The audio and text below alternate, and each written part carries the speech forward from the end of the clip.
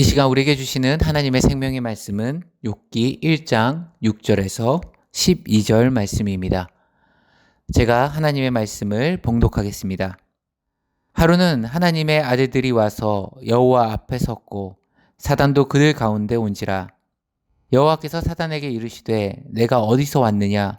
사탄이 여호와에게 대답하여 이르되 땅을 두루 돌아 여기저기 다녀왔나이다. 여호와께서 사탄에게 이르시되 내가 내 종 욥을 주의하여 보았느냐? 그와 같이 온전하고 정직하여 하나님을 경외하며 악에서 떠난 자는 세상에 없느니라. 사탄이 여호와께 대답하여 이르되 욥이 어찌 까닭없이 하나님을 경외하리이까? 주께서 그와 그의 집과 그의 모든 소유물을 울타리로 두르심 때문이 아니니이까? 주께서 그의 손으로 하는 바를 복되게 하사 그의 소유물이 땅이 넘치게 하셨음이니이다. 이제 주의 손을 펴서 그의 모든 소유물을 치소서. 그리하시면 틀림없이 주를 향하여 욕하지 않겠나이까? 여호와께서 사탄에게 이르시되 내가 그의 소유물을 다 내 손에 맡기노라. 다만 그의 몸에는 내 손을 대지 말지니라. 사탄이 곧 여호와 앞에서 물러가니라. 오늘은 어찌 까닭없이 라는 제목으로 하나님 말씀 증거하도록 하겠습니다. 오늘 6절부터 12절까지는 이제 이 설교의 이야기의 장면이 전환됩니다. 하나님의 아들들이라고 칭하는 천사들과 사탄이 하나님 앞에서 모여 천상회의를 진행하는 모습이 그려집니다. 오늘 사탄도 하나님의 명령을 받아 땅을 두루다니며 감찰했고 그 내용을 보고하기 위해 참석하게 됩니다. 그리고 하나님께서는 사탄에게 물어보십니다. 8절을 보시면 여호와께서 사탄에게 이르시되 내가 내 종을 욥을 주의하여 보았느냐? 그와 같이 온전하고 정직하여 하나님을 경외하며 악에서 떠난 자는 세상에 없느니라. 특별히 욥을 내 종이라 표현하실 때 사용한 이 에베드란 단어는 구약에서 아브라함이나 야곱이나 모세와 같이 하나님의 특별한 은총을 누렸던 위대한 인물들에게 사용됐던 단어입니다. 즉 지금 하나님께서는 욥을 얼마나 각별하게 아끼시고 신뢰하고 있는지가 이 8절 말씀에 묻어나고 있는 겁니다. 하지만 오늘 사단은 하나님의 칭찬을 곡해하며 시험을 통해 하나님을 진짜 섬기는 그 근원적인 이유가 무엇인지를 한번 의심해 볼 것을 하나님께 말하고 우리 하나님을 도발합니다.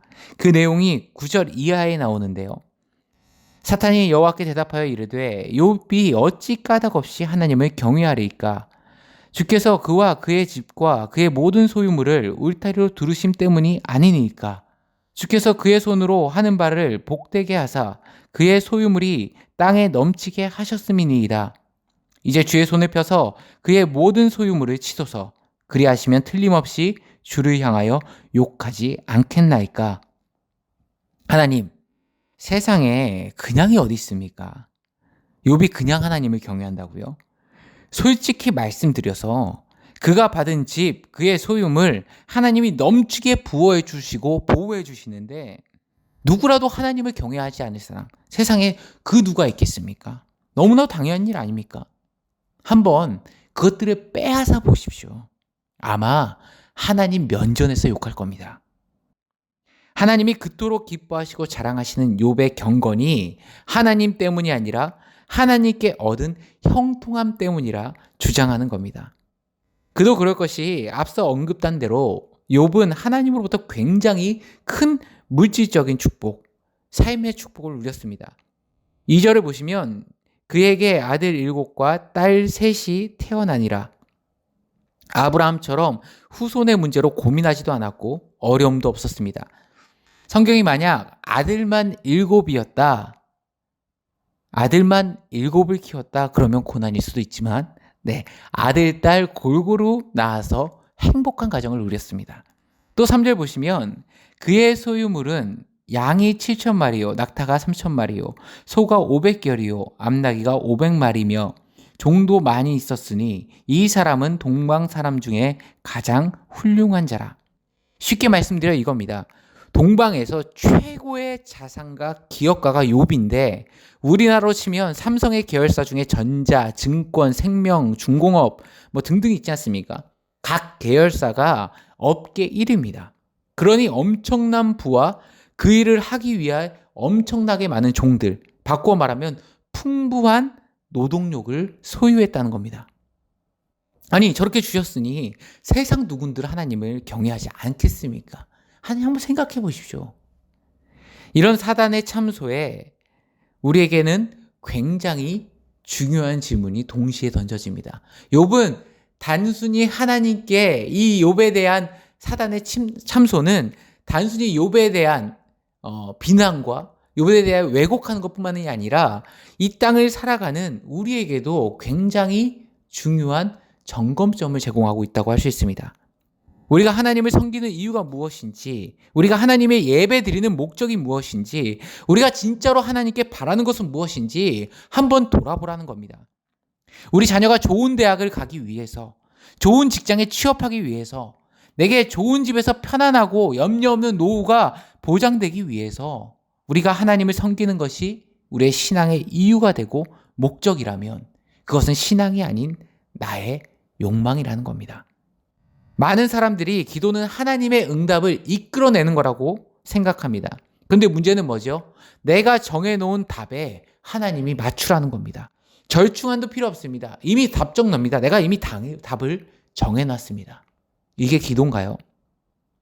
사도행전 같은 데 보면 이 에베소에 이 많은 사람들이 소리를 지릅니다. 크다 크다 아데미여 소리를 지릅니다. 이유가 뭔지 아십니까?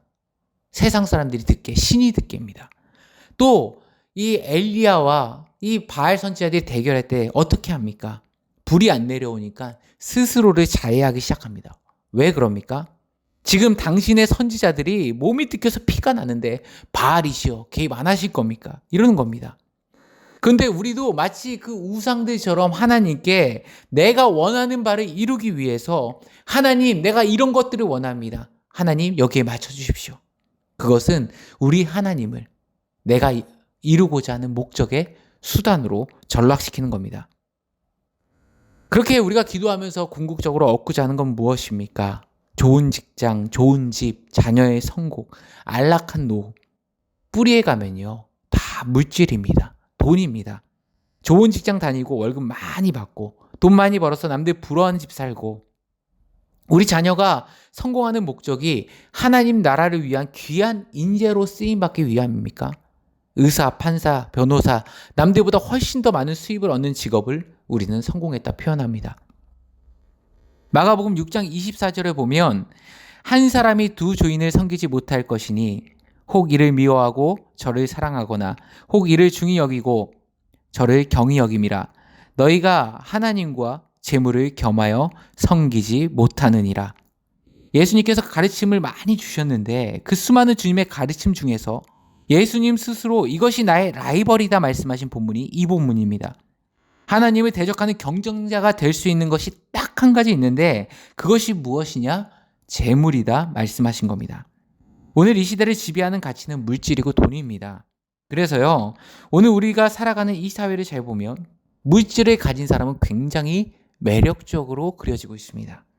즐거움, 쾌락, 모든 것들을 돈으로 살 수 있다고 사회는 말합니다.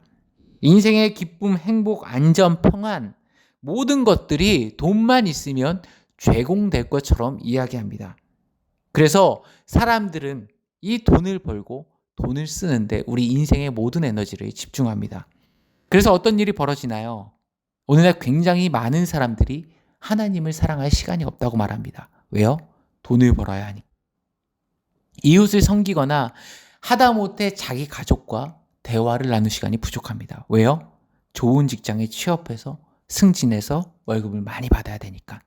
그래서 하나님을 사랑하는 것도요, 조건이 성립돼야 합니다. 내가 계획하고 내가 생각하는 대로 하나님이 맞춰주셔야 합니다. 자녀의 문제, 진로의 문제, 가정의 문제, 물질의 문제 모두 다 하나님이 맞춰주셔야 합니다. 그리고 그래야만 우리는 하나님을 사랑합니다. 우리는 이것을 하나님을 사랑하며 산다, 자부하며 착각하며 살아갑니다. 여러분, 만약 하나님이 여러분의 인생에 건강을 거두어 가셔도 여러분은 하나님을 사랑하십니까? 내 자녀가 재수, 삼수, 사수, 대학 진학도 안 되고 앞날이 캄캄해 보여도 하나님을 사랑하십니까? 진짜 큰 맘 먹고 사업을 시작했는데 이 코로나 여파로 눈덩이처럼 부채가 늘어나 더 이상 감당이 안 되더라도 하나님을 향한 여러분의 그 사랑 흔들림이 없으십니까? 오늘 말씀을 정리하도록 하겠습니다. 사랑하는 성도님들은 부모님을 왜 사랑하십니까? 나에게 잘해줘서? 내가 실수해도 사랑한다고 말씀해 주셔서? 또 어떤 부모님은 내가 힘들 때마다 물질적으로 도와주고 내가 필요한 재정들을 보내주셔서 음식을 너무나도 잘하셔서 그래서 여러분들은 내게 주었던 하나님이 선물로 주신 그 부모님을 사랑하십니까? 아니죠. 그냥 부모님이니까 우리는 부모님을 사랑합니다. 만약 우리가 부모님을 사랑하는 이유가 존재한다면 그 이유가 사라지게 되면 더 이상 부모님을 사랑하지 않겠죠. 우리에게는 사랑할 이유가 없는 겁니다. 그런데 우리 부모님이 때로는 모질게 하셔도 때로는 부족한 형편에 쪼개어서 부모님을 챙겨드려야 한다 할지라도 이제는 나이가 드셔서 챙겨주시는 것보다 챙겨드려야 할 것이 더 많다 하더라도 우리는 부모님을 사랑합니다. 우리의 부모님이라는 그 사실 하나가 어떤 100가지 이유보다 더 강력하기 때문에 그렇습니다. 오늘 욥기가 말하고자 하는 것도 이것입니다. 하나님을 왜 사랑하십니까? 하나님을 사랑하는데 어떤 이유와 목적이 존재한다면 우리는 그 이유와 목적의 여하에 따라 하나님을 사랑하기도 때로는 원망하기도 할 겁니다. 하지만 하나님이 나의 아버지라는 그 사실 하나가 나에게는 100가지 어떤 이유보다 강력합니다.